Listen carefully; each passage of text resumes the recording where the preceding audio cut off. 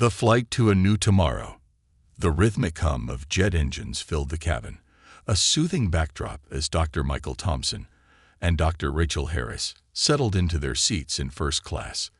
The couple, world-renowned neurosurgeons, had seen their fair share of challenges. But this journey was different. It symbolized a rare pause in their relentless schedules and an opportunity to breathe before their next monumental task. Michael lifted their carry-on bags effortlessly, tucking them into the overhead compartment. His tall, lean frame moved with precision, honed by years in the operating room. He glanced at Rachel, his wife and partner in both life and medicine.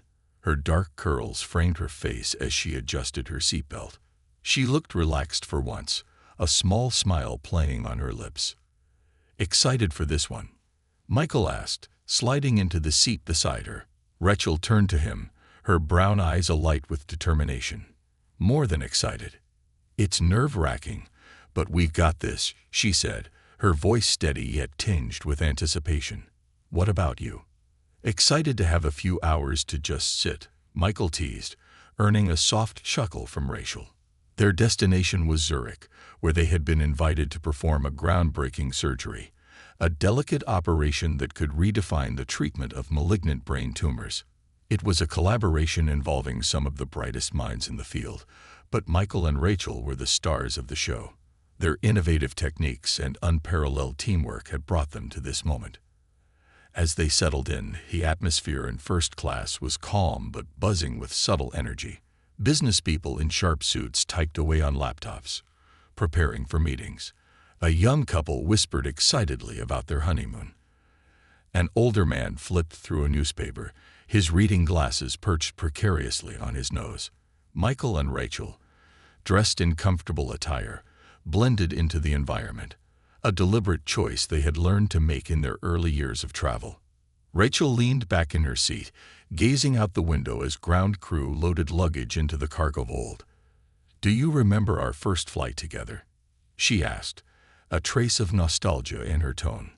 Michael grinned. "Guatemala. The budget airline with the seats so cramped I had to sit sideways." Rachel laughed, her voice filling the cabin with warmth. "And the woman next to us with the chicken in her bag. That chicken had more legroom than I did," Michael quipped, making Rachel laugh harder.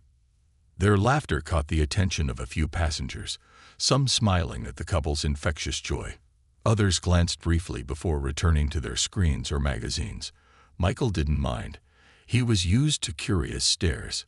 Being one of the few black couples in spaces like this wasn't new, but the attention never felt entirely comfortable. The captain's voice crackled over the intercom, announcing their imminent departure. Rachel closed her eyes, savoring the moment. Michael watched her, marveling at her ability to find calm amidst chaos. It was one of the things that had drawn him to her during their residency, a resilience and grace that balanced his own focused intensity. As the plane taxied to the runway, Michael's thoughts drifted to the surgery ahead. It wasn't fear that gripped him but the weight of responsibility. The patient was a young woman in her early 20s, her tumor deemed inoperable by every other specialist she had seen. The procedure would require split-second precision and unwavering confidence, qualities he and Rachel had built their careers on. The plane ascended smoothly, the city below shrinking into a patchwork of lights and shadows. Rachel reached for Michael's hand, her touch grounding him. "We've done harder things," she said softly, as if reading his mind. "True," Michael replied. "But it doesn't get any easier, does it?" "No," Rachel admitted, "but that's what makes it worth it." As they leveled out at cruising altitude, the flight attendants began their rounds, offering drinks and snacks. A young woman with blonde hair pulled tightly into a bun approached their row. Her name tag read Sarah, and her smile, while polite, lacked warmth. "Good afternoon," she said, her tone professional but distant. "May I see your boarding passes?" Michael frowned slightly but complied, retrieving the tickets from his jacket pocket. Rachel handed hers over without hesitation, though the slight tension in her posture didn't escape Michael's notice. He had seen this before, the subtle undercurrent of doubt that occasionally surfaced in moments like these. "Is there a problem?" Rachel asked, her voice steady, but tinged with the confidence of someone who had spent years navigating microaggressions with grace. Sarah studied the boarding passes, flipping them over unnecessarily. "No problem," she said, her smile faltering. "We just want to ensure everyone is in their assigned seats." Michael exchanged a glance with Rachel, both understanding the unspoken implication. He remained calm, his voice even. "These are our assigned seats." "Of course," Sarah said, though her hesitation was evident. "It's just that. Sometimes passengers find economy more comfortable for longer flights." Rachel's eyes narrowed slightly, her calm demeanor hardening. "And what makes you think we prefer economy?" she asked, her tone sharper now. Sarah hesitated, clearly realizing the precarious position she had placed herself in. "I didn't mean." "Did you ask anyone else in first class to show their boarding passes?" Michael interjected, his voice still measured but carrying an edge that made Sarah take a step back. The tension in the cabin was palpable now. Passengers shifted uncomfortably, some pretending not to listen while others watched openly. A middle-aged woman across the aisle spoke up, her voice cutting through the silence.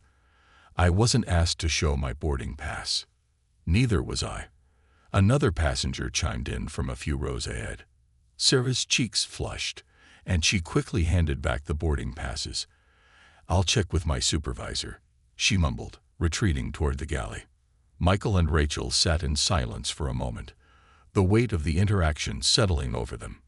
Rachel finally spoke, her voice low but firm. "Why does this still happen?" Michael sighed, his hand finding hers. "Because people like her think we don't belong here. But we do. And we're not going anywhere." The murmurs of passengers around them faded as the flight continued. The incident had cast a shadow over the start of their journey, but Michael and Rachel knew better than to let it derail them. They had faced far greater challenges and emerged stronger every time. Rachel leaned her head against Michael's shoulder, her voice soft. "We'll prove them wrong. Like we always do." Michael kissed the top of her head, his resolve firm. "Always." Little did they know, the events of this flight would unfold in ways neither of them could have anticipated, leaving an indelible mark not just on their lives but on everyone aboard. The ripple effect. The cabin lights dimmed slightly as the flight attendants began the meal service. The tension that had briefly overtaken first class began to dissipate, but an air of quiet unease lingered. Michael and Rachel tried to settle back into their seats, but the earlier encounter had left a mark. Rachel picked up her novel, flipping through pages without really reading them, while Michael scrolled through a playlist on his phone, searching for music to calm his thoughts. Around them, other passengers whispered in hushed tones. Some glanced toward Michael and Rachel, their expressions ranging from curiosity to quiet solidarity. A young woman seated diagonally across from them caught Rachel's eye and gave a small, supportive smile. Rachel returned it, grateful for the silent gesture of kindness. Michael broke the silence between them, leaning slightly toward Rachel. "You okay?" he asked softly, his voice carrying a warmth that steadied her. Rachel nodded, though the lines of frustration on her face told another story. "I'm fine," she said, then sighed. "It's just exhausting, you know. Always having to defend our place. You'd think, at 30,000 feet, we'd be free from this nonsense." Michael reached over, placing a hand over hers. "We've faced worse, and we'll keep facing it. Together." Rachel smiled at that, an expression that conveyed her gratitude for his unwavering support. She closed her book and turned her attention back to the window.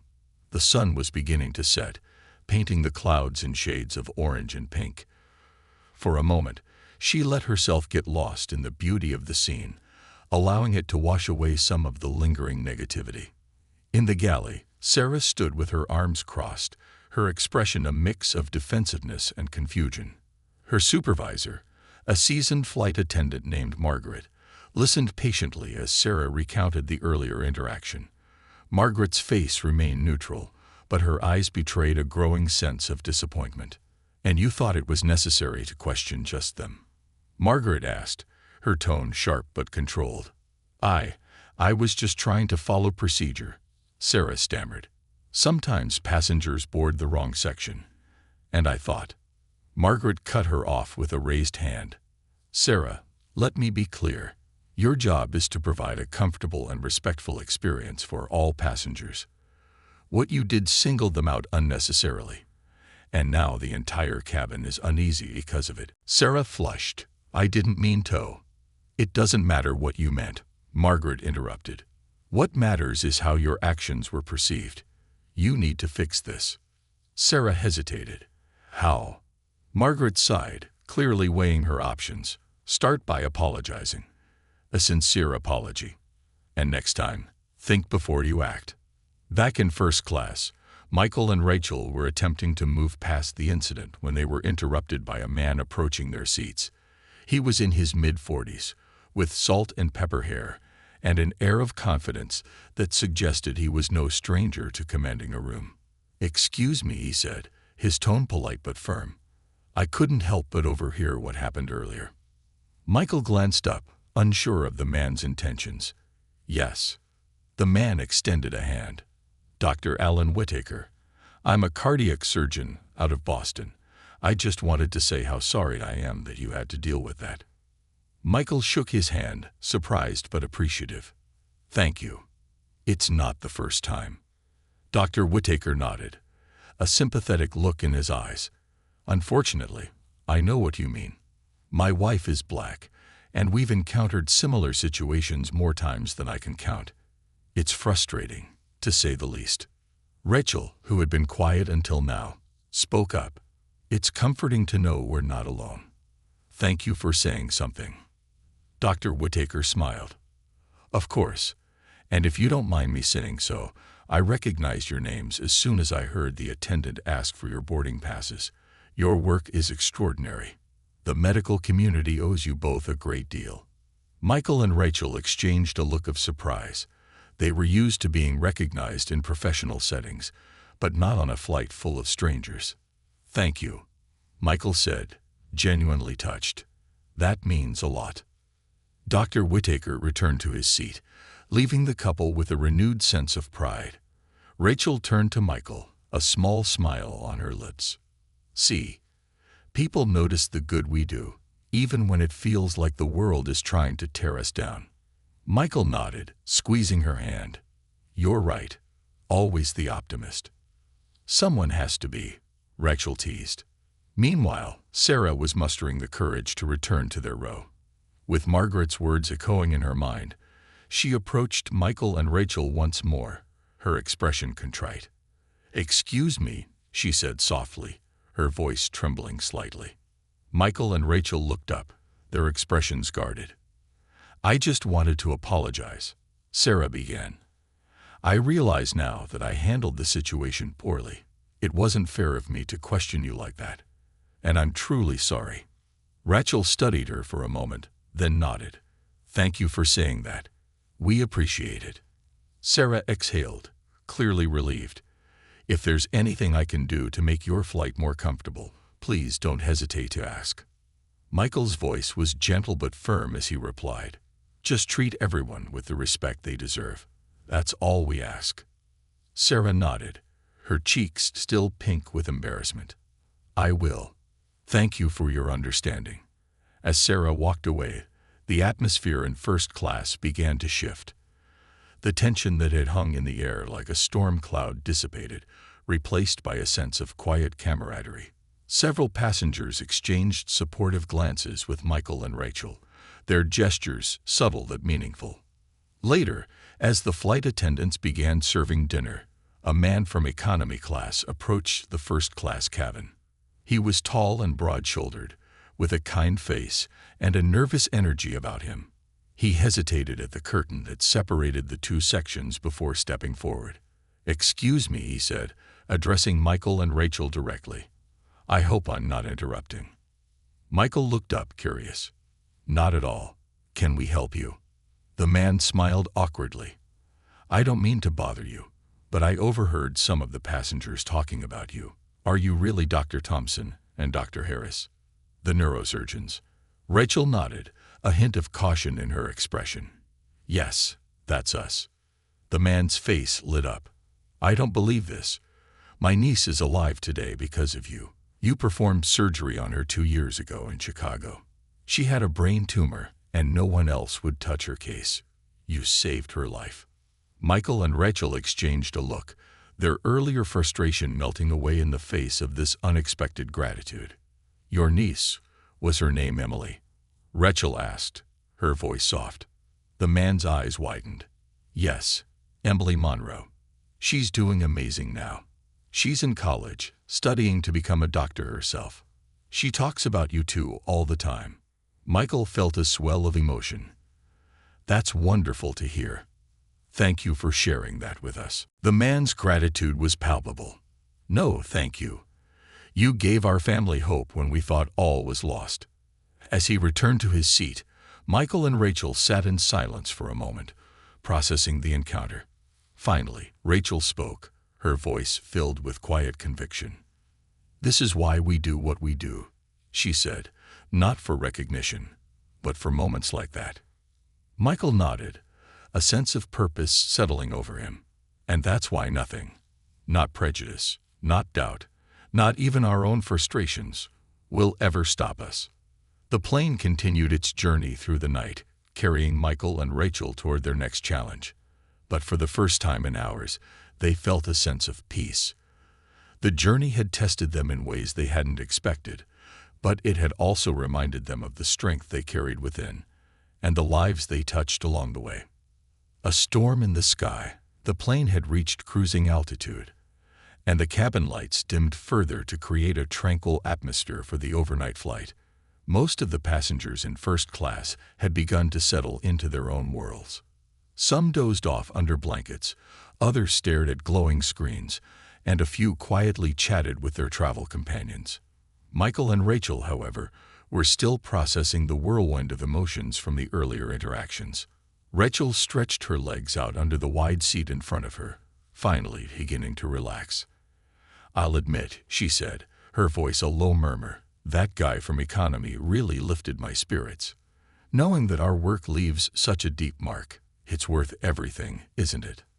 Michael leaned his head back against the seat and glanced at her, a soft smile playing on his lips.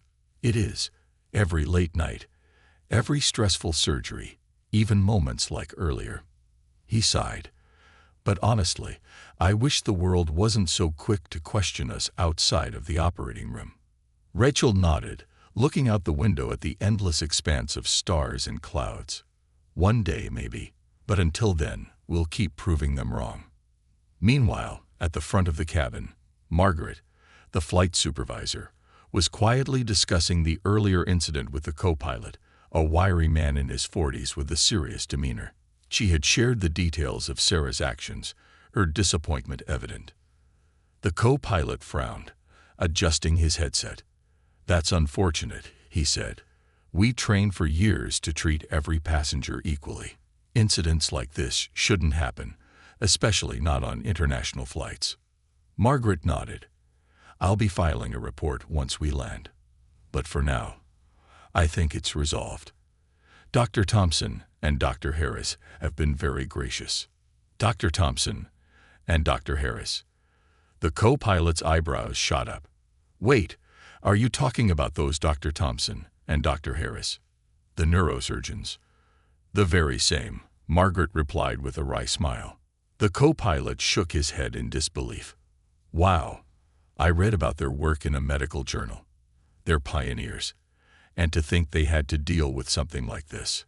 Back in first class, Rachel and Michael were interrupted by a soft knock at their armrest. They turned to find Margaret standing beside their seats, a professional yet warm expression on her face. "Dr. Thompson, Dr. Harris," she began, her voice calm and measured, "I wanted to personally apologize for what happened earlier. It was completely unacceptable, and I assure you it doesn't reflect our airline's values." Michael and Rachel exchanged a glance, Rachel speaking first. "Thank you for addressing it. We appreciate the effort to make things right." Margaret hesitated, as if weighing her next words carefully. "I also wanted to say how honored we are to have you aboard. Your work has saved countless lives, and it's an inspiration to all of us, myself included." Michael smiled, his tone gracious. "That means a lot." "Thank you." Margaret nodded. "If there's anything you need during the flight, please don't hesitate to let me know." She straightened, her professionalism returning. "And again, I'm deeply sorry for the earlier interaction." As Margaret walked away, Rachel let out a small sigh. Well, at least someone's trying to make it right. Michael reached over and squeezed her hand. "Small victories, right?" "Right," Rachel said, leaning back in her seat. An hour later, just as the cabin had settled into a sleepy calm, a crackle from the intercom startled the passengers. The captain's voice, steady but tinged with an undercurrent of tension, echoed through the cabin. "Attention passengers, this is your captain speaking. We've encountered an unexpected weather system ahead. It appears to be a storm, and while we're working to find a safe route around it, you may experience some turbulence. Please remain seated with your seatbelts fastened." Almost immediately, the plane shuddered, jolting slightly to the left. Gasps rippled through the cabin as the fasten seatbelt sign blinked on. Rachel instinctively grabbed Michael's arm, her fingers gripping tightly. "I hate turbulence," she muttered, her voice barely audible over the low rumble of the engines. Michael placed his hand over hers, his touch steadying. "It's just air currents," he said calmly. "We've been through worse." The plane jolted again, harder this time. Passengers clutched their armrests or glanced nervously around. A baby in economy began to wail, its cries carrying through the cabin. The turbulence continued, sporadic but strong enough to rattle nerves. Michael kept his gaze fixed on Rachel, quietly reassuring her with his presence. Around them, the flight attendants moved quickly to secure loose items, their professionalism masking their own unease. Just as the turbulence seemed to ease, the captain's voice returned. "Ladies and gentlemen, we've just received an update from air traffic control. The storm system has intensified, and it's covering a wide area. We're going to need to descend to a lower altitude to minimize the impact. Please remain calm and seated." The descent was rough, each pocket of turbulence sending jolts through the plane. Passengers clung to their seats, some murmuring prayers, others gripping hands. Rachel closed her eyes, focusing on her breathing. "Remember that time we got stuck in that elevator?" Michael asked suddenly, his voice low but steady. Rachel opened one eye, giving him a skeptical look. "How is that relevant right now?" Michael grinned. "I'm just saying, we survived that, didn't we?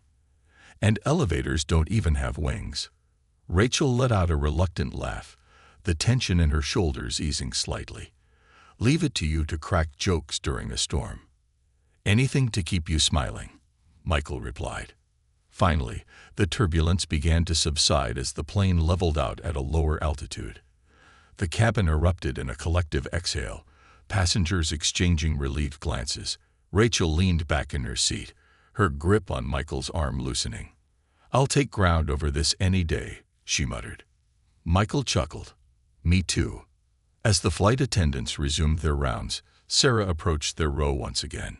She looked visibly shaken, her earlier confidence replaced by a nervous energy.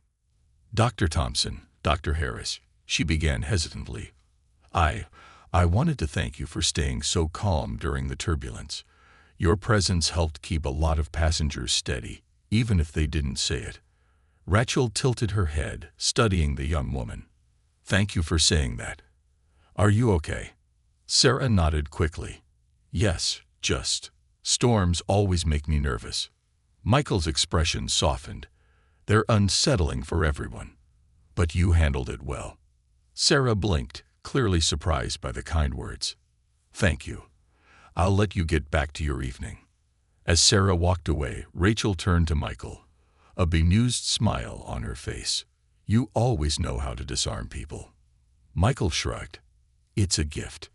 The storm outside began to fade, the dark clouds giving way to a blanket of stars. The cabin settled once more, though the earlier turbulence had left everyone a little more introspective. Michael and Rachel, however, found themselves feeling a renewed sense of purpose. The events of the flight had reminded them not just of the challenges they faced, but of the resilience they carried within. As the plane continued its journey eastward, Michael leaned back in his seat, glancing at Rachel with a quiet smile. "You know," he said, "this flight might be the perfect metaphor for life. Storms come, but they pass. And when they do, we're stronger for it." Rachel nodded, her gaze fixed on the horizon outside. "And the stars always come back, no matter how dark it gets." They sat in companionable silence, their hands entwined, as the plane soared through the night sky toward its destination. Little did they know, the challenges they had already faced were just the beginning of a journey that would leave a lasting impact on everyone aboard. The unspoken bond. The storm behind them, the cabin gradually returned to an uneasy calm. Michael and Rachel sat in quiet contemplation, their hands still loosely intertwined.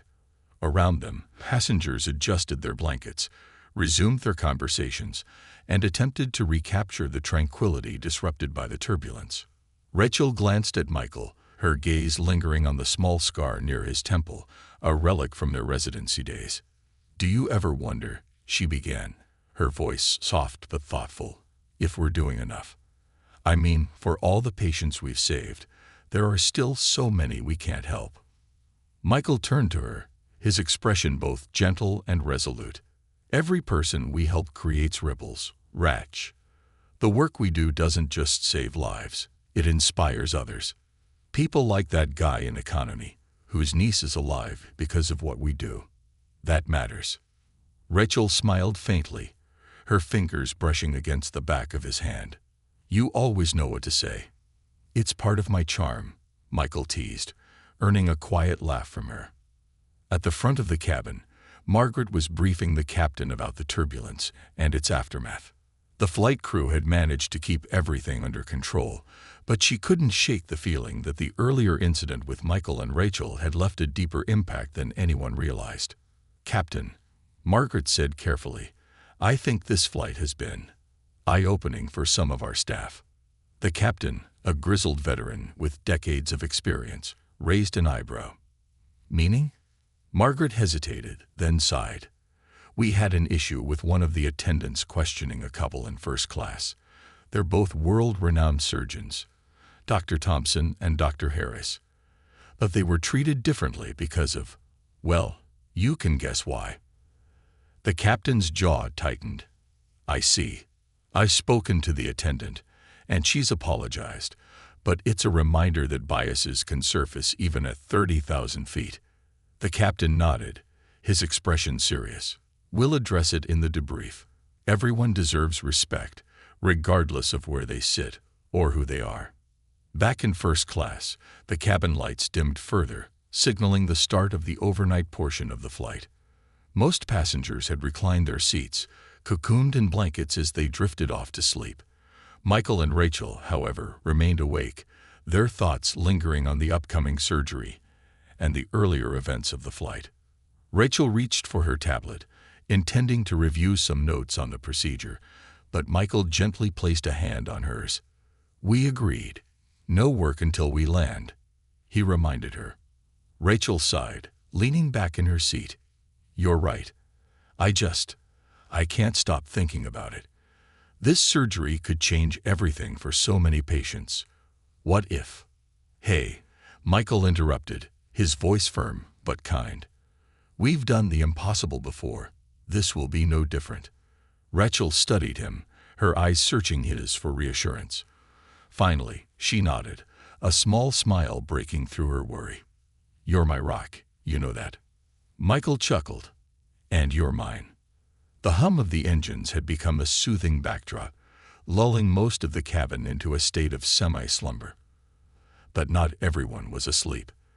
The young woman who had smiled at Rachel earlier leaned forward in her seat, her curiosity getting the better of her. "Excuse me," she said, her voice quiet but clear. Michael and Rachel turned toward her, both wearing polite expressions. "I'm sorry to bother you," the woman continued, her cheeks flushing slightly. "But I couldn't help overhearing earlier. Are you really Dr. Thompson and Dr. Harris?" Michael nodded. "That's us. And you are? Leela, she said, smiling nervously. I'm a second-year med student.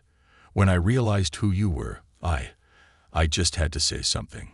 Your work has been such an inspiration to me. Rachel's expression softened.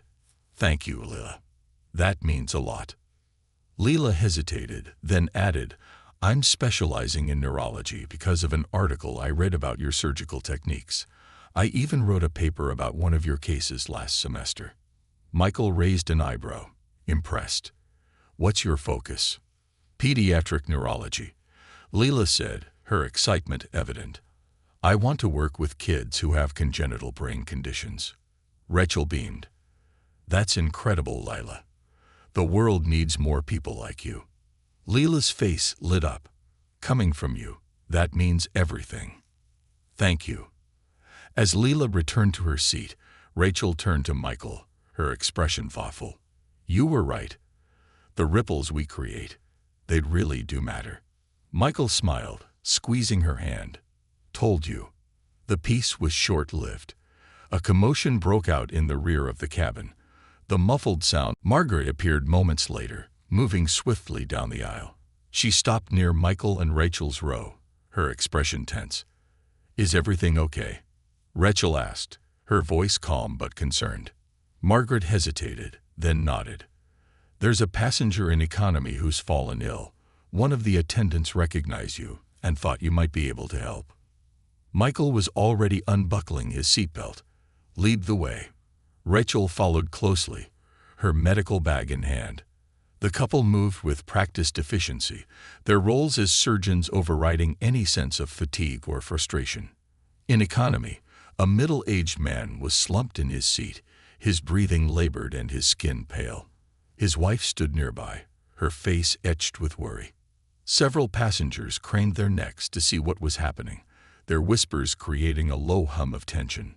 Michael crouched beside the man, gently taking his wrist to check his pulse. Sir, can you hear me? The man nodded weakly, his eyes fluttering open. Chest hurts, he managed to say.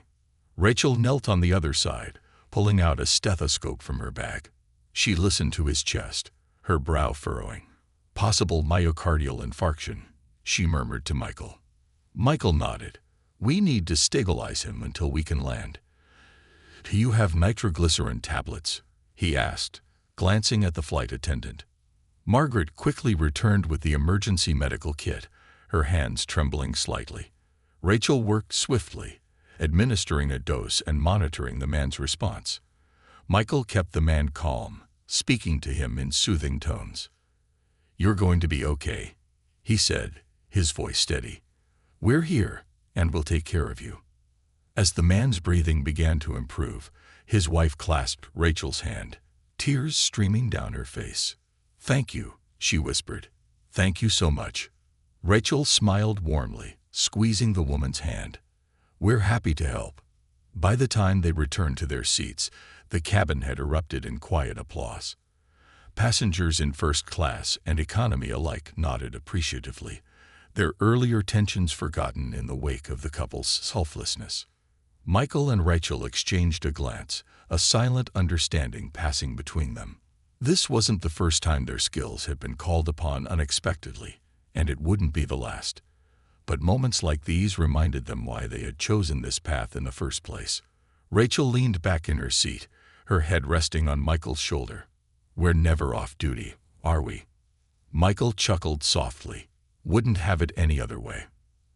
As the plane continued its journey through the night, the hum of the engines seemed to carry a different tune, one of gratitude, resilience, and quiet triumph. For Michael and Rachel, it was just another step in their shared mission to make the world a better place, one life at a time. Unexpected connections. The cabin had settled once again, though the atmosphere was now subtly transformed. Michael and Rachel's actions had sent ripples through the passengers, bridging the unspoken divide between strangers and reminding everyone of the humanity they all shared. The couple, however, sat quietly, their thoughts lingering on the man they had just helped stabilize. Michael turned to Rachel, his voice low and reflective. That was close. If he hadn't had nitroglycerin on hand, Rachel nodded, her gaze distant. We should suggest a follow-up with his doctor when we land. He'll need more than just a patch-up to keep this from happening again. Michael agreed, then glanced around the cabin. A few passengers met his gaze, nodding appreciatively. Some even murmured quiet thanks as they passed on their way to the lavatory. But one figure lingered at the edge of their peripheral vision, a tall man in a tailored suit who seemed to be hesitating before approaching. Finally, he stepped forward.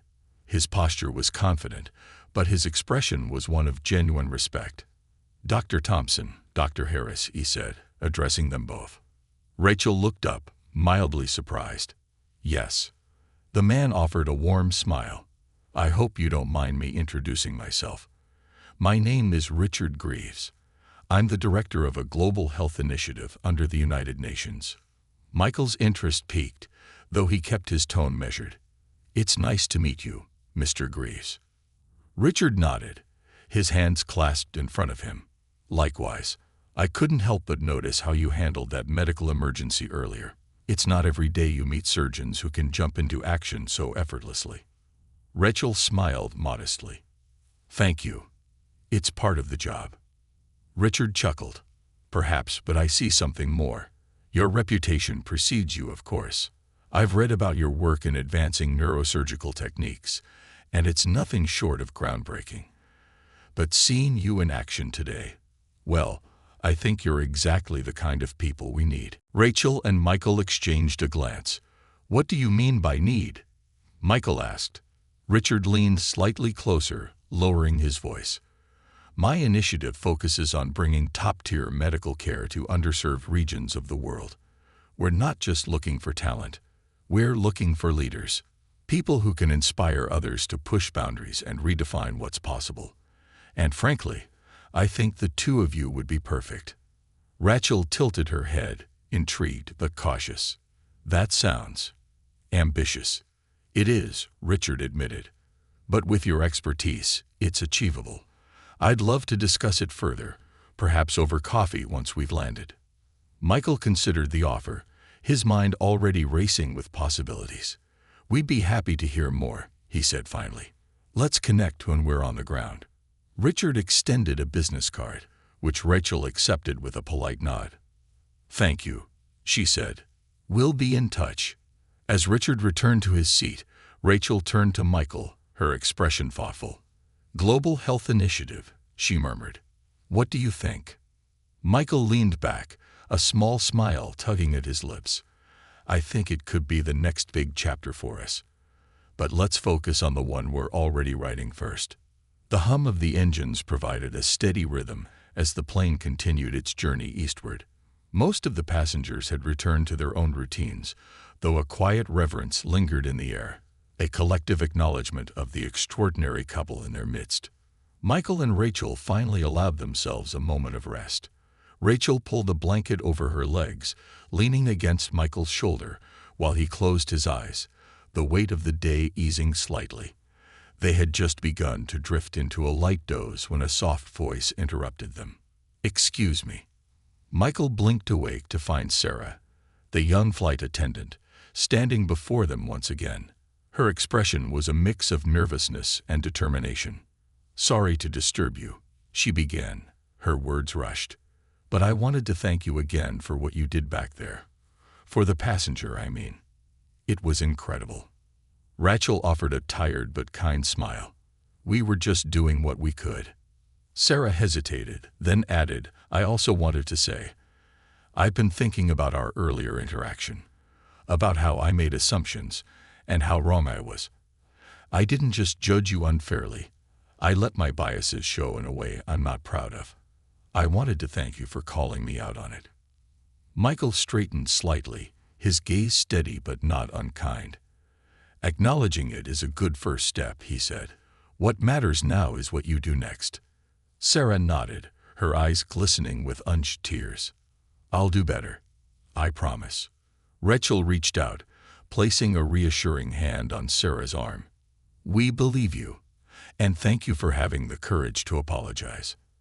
As Sarah walked away, her shoulders squared with renewed purpose, Michael turned to Rachel with a wry smile. Think we're mentoring more than just surgeons now." Rachel laughed softly. "Seems like it." The rest of the flight passed uneventfully. As dawn broke over the horizon, the first hints of sunlight painted the cabin in warm hues. The captain's voice came over the intercom, announcing their descent into Zurich. Passengers stirred awake, stretching and preparing for the landing. Michael and Rachel exchanged a glance, their expressions a mix of anticipation and determination. Ahead of them lay the most challenging surgery of their careers, an operation that could change the future of neurosurgery and offer hope to countless patients worldwide. As the plane touched down smoothly, applause broke out among the passengers. It was a common tradition on international flights, but to Michael and Rachel, it felt like something more. A collective recognition of the journey they had all shared, both physically and emotionally. In the terminal, as passengers disembarked, several stopped to thank Michael and Rachel personally, from the man in economy whose niece they had saved to the young med student inspired by their work. Each interaction reinforced the couple's sense of purpose. Richard Greaves approached them one last time, his smile as warm as it had been earlier. "I'll be in touch," he promised, shaking their hands firmly. "You're exactly the kind of people we need to make real change in this world." As he walked away, Rachel turned to Michael, her eyes shining. "Think we're ready for that next chapter?" Michael slipped an arm around her shoulders, his voice steady. "We've been ready for a long time. Let's make it happen." Together, they walked through the terminal, their hearts full and their minds focused. The challenges ahead were daunting, but they knew they would face them, as they always had, together, with resilience, compassion, and an unwavering commitment to making the world a better place. A new legacy begins. The Zurich air was crisp and invigorating as Michael and Rachel stepped out of the terminal. The city stretched before them, bathed in the golden hues of the rising sun. The towering Alps framed the horizon, their snow-capped peaks a testament to resilience against time and weather, a reflection, perhaps, of the strength and determination that defined Michael and Rachel themselves. Waiting at the curb was a sleek black car, its driver holding a placard that read Dr. Thompson and Dr. Harris. The couple exchanged a glance, a mix of anticipation and exhaustion in their expressions, before approaching. "Good morning, doctors," the driver greeted with a polite nod, opening the car door for them. "Welcome to Zurich. I'll be taking you to the hospital." As they settled into the back seat, the reality of their mission began to settle over them. The patient awaiting their care wasn't just a name on a chart or a face in a file. She was a young woman whose life now hinged on their skill and ingenuity. The groundbreaking procedure they were set to perform would either redefine neurosurgery or become a cautionary tale for future generations. Rachel glanced out the window as the city's cobblestone streets and historic architecture gave way to the modern facade of the hospital. She felt a knot tighten in her stomach, not fear, but the weight of responsibility. She had always believed in their ability to rise to the occasion, but this case was different. It wasn't just about saving one life. It was about proving that even the most daunting medical challenges could be overcome. Thinking about the procedure, Michael asked, breaking the silence. Rachel turned to him, her lips curving into a faint smile. "Always. You." Michael nodded. "I've been running through it in my head since we boarded the plane. Every step, every contingency. I know the stakes." Rachel reached over, intertwining her fingers with his. "We've got this. Together." The hospital was a beacon of cutting-edge medicine, its glass and steel structure gleaming under the morning sun. As Michael and Rachel entered the lobby, they were greeted by Dr. Liesel Braun, the head of neurosurgery and one of the architects of the collaboration. "Dr. Thompson, Dr. Harris," she said warmly, extending her hand. "It's an honor to finally meet you in person. I've followed your work for years." "The honor is ours," Rachel replied, shaking Dr. Braun's hand firmly. "Thank you for inviting us to be part of this." Dr. Braun smiled. "The patient and her family are already here. They're eager to meet you before we proceed. Shall we?" Michael and Rachel exchanged a glance, then nodded. They followed Dr. Braun through the pristine corridors, the air thick with the sterile smell of antiseptics and the quiet hum of hospital activity. In a private consultation room, they met the patient, Alina, a 24-year-old woman whose bright eyes and nervous smile betrayed her underlying anxiety. Her parents sat beside her, their hands clasped tightly together, their expressions a mix of hope and fear. Michael knelt down to Alina's level, his voice calm and reassuring. "Alina, we've reviewed your case extensively. We know this procedure is complex, but we've prepared for every scenario. You're in good hands." Rachel added, her tone gentle but firm, "We're here because we believe in the possibility of success.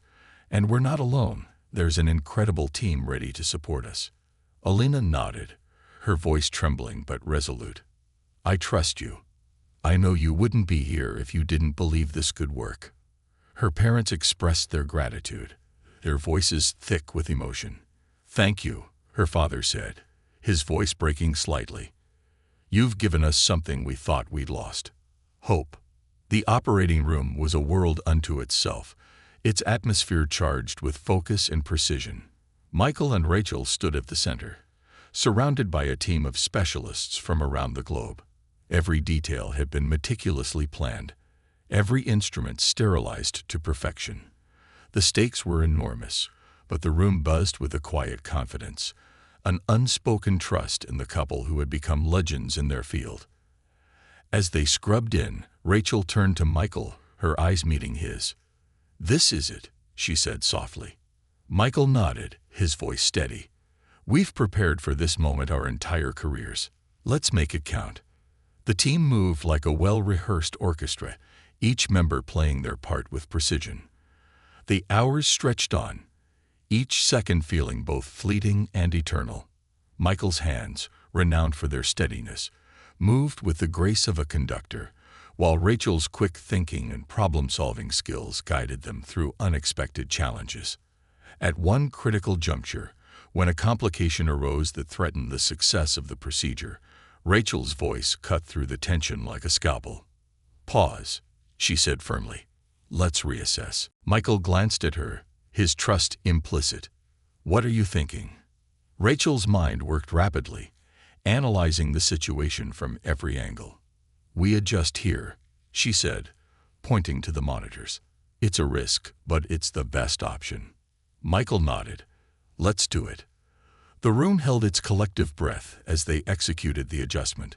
Slowly, the monitors stabilized, and the procedure continued without further incident. When they finally emerged from the operating room, exhaustion etched into their faces, Dr. Braun was waiting for them. Her expression was one of awe. "You did it," she said simply. Michael nodded, his voice weary but satisfied. "We had an incredible team." Dr. Braun smiled. "Alina is stable, and the initial results look promising. This will change everything." Later that evening, as Michael and Rachel sat in their hotel room overlooking the Zurich skyline, the magnitude of the day began to sink in. They were too tired to celebrate, but the quiet satisfaction of their achievement filled the space between them. Rachel leaned her head on Michael's shoulder, her voice soft. "Do you think Alina knows how brave she is? How much she's given to others by letting us try this?" Michael smiled, wrapping an arm around her. "I think she does. And I think she knows we'll be there every step of the way." They sat in silence for a while, watching the city lights flicker like stars. The challenges of the day had been immense, but so were the rewards. They had faced doubt, turbulence, both literal and metaphorical, and the weight of expectation, emerging stronger and more united. Rachel finally broke the silence. "Richard Greaves' offer, do you think we should consider it?" Michael thought for a moment, then nodded. "I do. Because if today taught us anything, it's that what we do matters. And if we can do this on a global scale." He trailed off, the possibilities too vast to articulate. Rachel smiled, her resolve renewed. "Then let's make it happen." And with that, a new chapter in their journey began. A chapter defined not just by their skill and determination, but by their unwavering commitment to leaving the world better than they found it. Together, they had proven time and again that no challenge was insurmountable, and they were ready to face whatever came next. The next morning, Michael and Rachel woke to the sound of Zurich coming alive, a city of possibilities and quiet sophistication. The events of the previous day were fresh in their minds, yet the morning sunlight streaming through their hotel window brought with it a sense of renewal. Rachel stretched, letting out a content sigh. I can't believe it's over. All the preparation, the pressure, and now it's done. Michael sat at the edge of the bed, his hand running through his short-cropped hair. Not over yet, he reminded her. We still need to see how Elena recovers. But yeah, we crossed the first major hurdle. Rachel stood, wrapping a shawl over her shoulders as she moved to the window. The view of the Alps in the distance and the serene city below seemed to echo her inner calm.